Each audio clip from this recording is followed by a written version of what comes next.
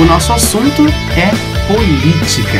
Nós vamos bater um papo, partilhar sobre esse tema tão importante, mas tão importante da nossa vida pessoal, da nossa vida comunitária, da nossa vida em sociedade também. Seja bem-vindo ao Periscope ao vivo desta tarde, nesse dia 4 de março, e também você que nos acompanha aí pelo Facebook e pelo YouTube também. Lembrando, o canal no YouTube, te inscreve no nosso canal, dá o likezinho ali e nos ajuda, compartilhando também esta e outras aulas que você curtir, que você gostar, para que mais pessoas possam conhecer, não é, sobre política e, enfim, participar conosco também. Hoje, a nossa cirurgia sociológica. Eu quero iniciar a transmissão de hoje, o nosso vídeo aqui no canal, mandando um abraço àqueles que participaram conosco no nossa última transmissão, nosso último vídeo, e que deixaram o seu comentário, compartilharam nossas ideias também. Claro, muita gente assistiu ao vivo, outros tantos visualizaram pelo YouTube, curtiram pelo Facebook, que eu agradeço de coração, viu? Muito obrigado. Mas quero citar alguns que nos ajudaram a ir mais além, compartilhando também o nosso vídeo, a nossa aula. A Rosana Botti, de Gravataí, muito obrigado pela tua ajuda, pelo teu comentário, pela tua motivação também. Ao Vini Elias, um grande abraço, meu amigo, obrigado pelas dicas. A Raquel Lozecan, ela é aluna do Colégio Anchieta, muito obrigado, Raquel. A Deise Abrantes, amiga do coração também, obrigado pela motivação, pelo compartilhamento. Ao amigo Padre Thiago Lopes, da cidade de Rio Grande, assistiu, curtiu o vídeo, valeu muito, viu, padre? A Jana Calbelli é minha colega, professora de Biologia e também responsável pelo canal aqui no YouTube, o Biosfera. Sucesso para ti também, viu, Jana?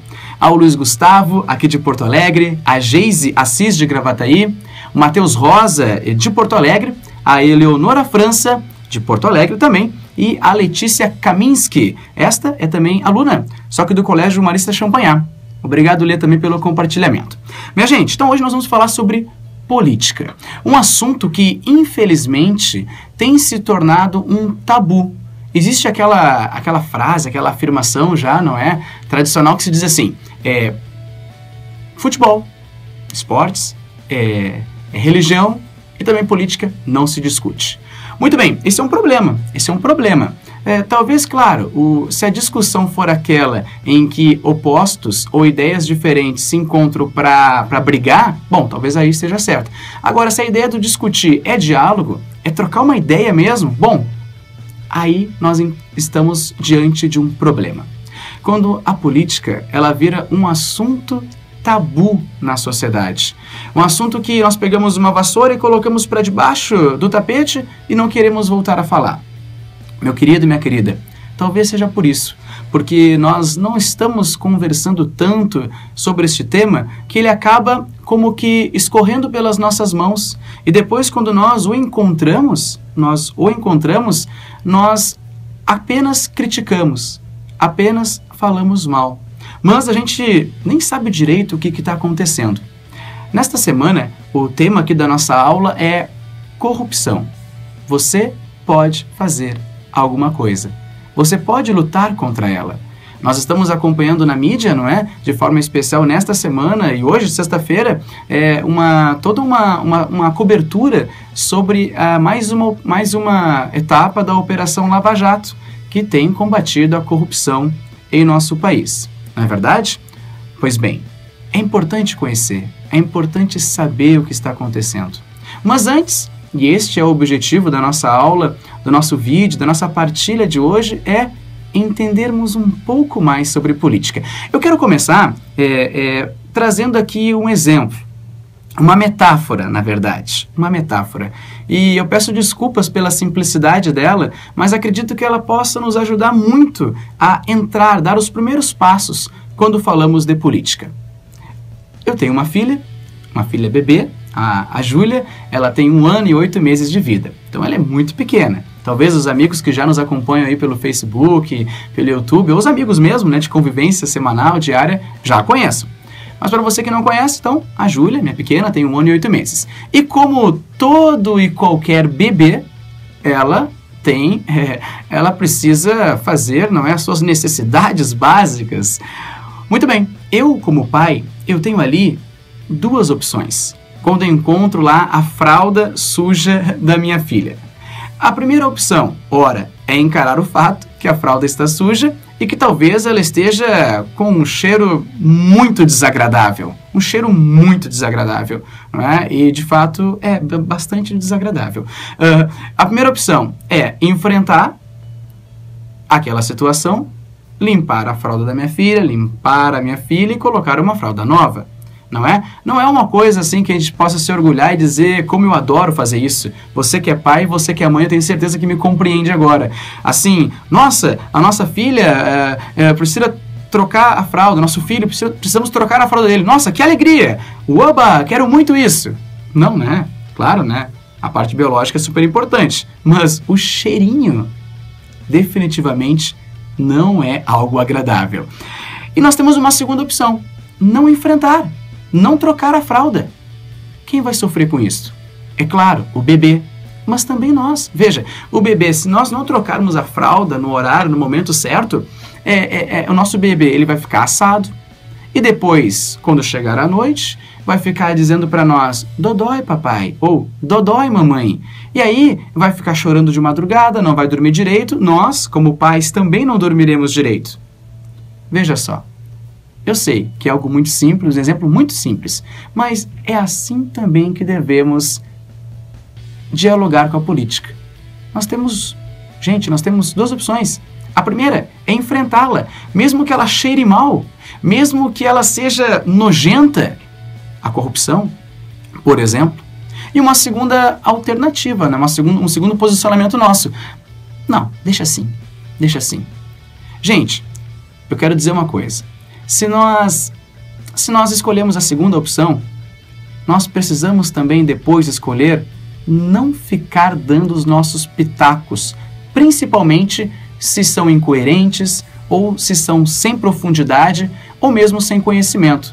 Aliás, é um favor que nós poderíamos fazer aos nossos amigos das nossas redes sociais, não é? Opinar sobre algo que nós, primeiro, não nos envolvemos, segundo, nós não compreendemos e talvez terceiro, nós não vamos nos comprometer. Para que opinar então? Mas eu digo para você que se você tem a primeira opção, se você tem a primeira atitude, eu me envolvo, ou então, talvez você esteja pensando comigo agora, eu quero me envolver. Se você tem essa motivação, se você tem este querer, seja bem-vindo. Eu e você estamos juntos. Precisamos nos envolver neste mundo, o mundo da política. Se nós não nos envolvermos, voltando àquele exemplo, me perdoe pela simplicidade, deixaremos a fralda suja. E depois, não adianta, nós vamos sofrer as consequências. É preciso se envolver, e não importa a nossa idade, como estudante, 14, 15, 16 anos, como adultos, não importa, neste momento, se talvez eu nem conheça direito a política. Importa é querer participar. E no nosso bate-papo de hoje, eu quero falar sobre uma atitude que eu e você podemos ter, podemos nos envolver. O papo de hoje, além de falar que é possível lutarmos contra a corrupção na nossa vida privada, nas nossas relações sociais, como patrão e empregado, empregado e patrão, como colega de trabalho, professor e aluno, aluno-professor, colegas na educação, como pais e filhos, filhos e pais, familiares, nossos parentes, nós podemos e devemos sim lutar contra a corrupção. Devemos lutar sim contra aquilo que está errado. Parar de falar, começar a fazer. O mundo novo só é possível se, na nossa vida privada, nas nossas políticas privadas, na nossa vida de trabalho, na nossa vida de política e trabalho, né? Porque a política, este grande espaço de conquista de poder, de lugar onde nós mantemos o poder, nós lutamos por poder, ele acontece em todos os lugares e em todas as situações. Mas enfim, hoje eu gostaria de compartilhar contigo algo bem importante sobre a política do nosso Estado, da nossa vida em sociedade. Você sabia que eu e você, além da presidência da República, além dos nossos políticos, de forma especial os deputados federais, quando falamos em Brasil, os deputados estaduais, quando falamos da Constituição Estadual do nosso Estado, os vereadores, quando nós falamos da Constituição Municipal, pois cada município e cada estado também tem as suas constituições, tendo como, claro, a grande referência a Constituição Federal. Você sabia que nós, como cidadãos comuns, como não políticos, daqueles eleitos, podemos também participar? Na nossa partilha de hoje, na nossa aula de hoje, eu queria falar para você sobre propostas de lei que nós, como cidadãos e cidadãs, podemos encaminhar ao poder público. Você sabia que nós podemos criar uma lei? Sim, podemos criar uma lei. Segundo a Constituição Federal, me permite poder ler aqui um trecho, no seu artigo 61. A iniciativa popular pode ser exercida pela apresentação à Câmara dos Deputados de projeto de lei subscrito por no mínimo 1% do eleitorado nacional. Se nós falamos, abrir um parênteses aqui, se nós falamos de estado, também é 1%. Se nós falamos de município, aí então são 5%.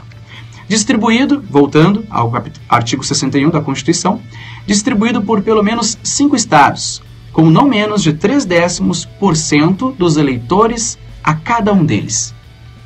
Meu querido, minha querida, existe inclusive um formulário na Câmara dos Deputados Federais, deputados estaduais ou na Câmara de Vereadores, nas assembleias ou na Câmara, existe um formulário onde nós podemos então criar a proposta de lei. E ela é muito simples. São pelo menos 3 passos que nós precisamos saber. Primeiro, a redação da lei. O que eu estou propondo? O que eu estou propondo para a minha cidade? Um exemplo atual, inclusive, nessa semana em Porto Alegre se falou muito sobre uma discussão junto aos vereadores deste município sobre a possível pintura de uma parada de ônibus na frente de um clube, né, aqui em Porto Alegre. Um assunto bem importante, não? Mas muito bem, voltando ao exemplo, né? Daqui a pouquinho eu quero criar um projeto de lei, uma proposta para que as paradas de ônibus, numa parceria pública-privada, possam ser administradas ou co-administradas por empresas particulares, onde cada uma cuidaria da sua parada de ônibus mais perto, inclusive respeitando alguns padrões mínimos, mas a cor, enfim, né, o como ela estaria. É só um exemplo. Primeiro, a redação do projeto de lei. Segundo, encontrar um político apoiador, um vereador, um deputado. Isso não é difícil. Você sabia que nós temos acesso direto aos vereadores e deputados? Seja por e-mail, hoje em dia por Facebook, ou se é perto da tua cidade, você pode inclusive ir lá na Câmara e falar com um dos vereadores para ver se você consegue alguém que cumpre contigo a tua causa. E terceiro, um formulário padrão, que eu já falei, onde você vai recolher assinaturas, nome, endereço e título. Seria muito importante, de além de fazermos isso individualmente, fazermos também coletivamente. Sim, trazermos movimentos e grupos que adiram a nossa causa, não é? Que possam aderir à nossa causa e nos ajudar. Hoje, com as redes sociais, minha gente, qualquer manifestação política, pública, por mais pequena que seja, pode chegar aonde nós não imaginemos que pudesse chegar.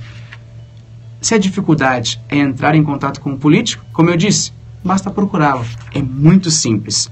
Os projetos não precisam nem ter aqueles padrões estruturais, gramaticais perfeitos. Na Câmara de Vereadores, deputados estaduais ou federais, existe um lugar, uma comissão, que é responsável também por te ajudar na diagramação da lei. Então, nem nisso nós precisamos ficar preocupados. Desde 89, e agora é que, como se diz, os butiás poderiam cair do bolso. Desde 89, somente 4 projetos de iniciativa pública das pessoas, dos cidadãos, chegaram a se tornar lei. Pouquíssimos, não?